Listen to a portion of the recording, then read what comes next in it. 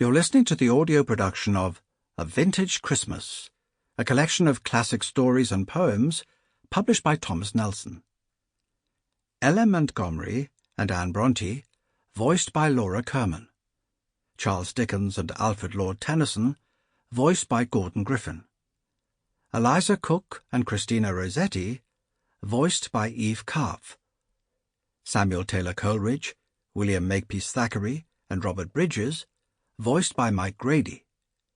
Paul Laurence Dunbar, voiced by Barry Scott.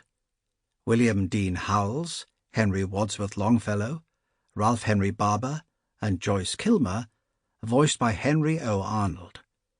Harriet Beecher Stowe, Kate Douglas Wiggin, and Nora A. Smith, voiced by Nan Gurley. Louisa May Alcott, voiced by Brooke Bryant, and Mark Twain, voiced by Gabe Wiggs. Louisa May Alcott, 1832 to 1888. A Christmas Dream and How It Came to Be True. "I'm so tired of Christmas. I wish there never would be another one," exclaimed a discontented-looking little girl, as she sat idly watching her mother arrange a pile of gifts 2 days before they were to be given. "Why, Effie, what a dreadful thing to say! You are as bad as old Scrooge, and I'm afraid something will happen to you as it did to him if you don't care for dear Christmas," answered Mamma, almost dropping the silver horn she was filling with delicious candies. "Who is Scrooge? What happened to him?" asked Effie, with a glimmer of interest in her listless face as she picked out the sourest lemon drop she could find, for nothing sweet suited her just then. "He was one of Dickens' best people, and you can read the charming story some day. He hated Christmas until a strange dream showed him how dear and beautiful it was, and made a better man of him." "I shall read it, for I like dreams and have a great many curious ones myself. But they don't keep me from being tired of Christmas," said Effie, poking discontentedly among the sweeties for something worth eating. "Why are you tired of what should be the happiest time of all the year?" asked Mamma anxiously. "Perhaps I shouldn't be if I had something new. But it is always the same, and there isn't any more surprise about it. I always find heaps of goodies in my stocking, don't like some of them, and soon get tired of those I do like.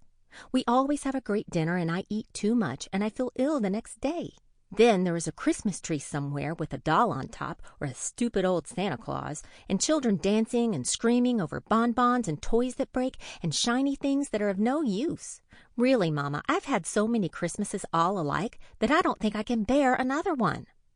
And Effie laid herself flat on the sofa as if the mere idea was too much for her.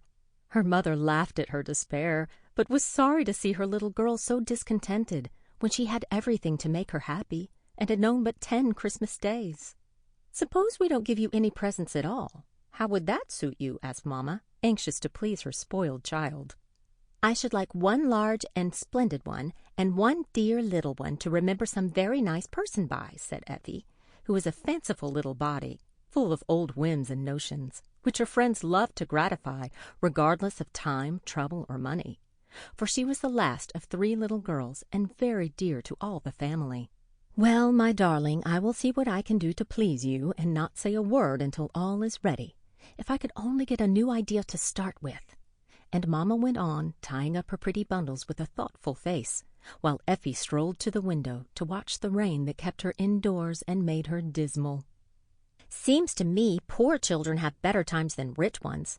I can't go out, and there is a girl about my age splashing along without any maid to fuss about rubbers and cloaks and umbrellas and colds. I wish I was a beggar girl." "Would you like to be hungry, cold, and ragged, to beg all day and sleep on an ash heap at night?" asked Mamma, wondering what would come next. "Cinderella did, and had a nice time in the end. This girl out there has a basket of scraps on her arm and a big old shawl all around her, and doesn't seem to care a bit, though the water runs out of the toes of her boots. She goes paddling along, laughing in the rain, and eating a cold potato as if it tasted nicer than the chicken and ice cream I had for dinner. Yes, I do think poor children are happier than rich ones." "So do I sometimes. At the orphan asylum today, I saw 24 merry little souls who have no parents, no home, and no hope of Christmas beyond a stick of candy or a cake. I wish you had been there to see how happy they were, playing with the old toys some richer children had sent them." "You may give them all mine. I'm so tired of them I never want to see them again." Sample complete. Ready to continue?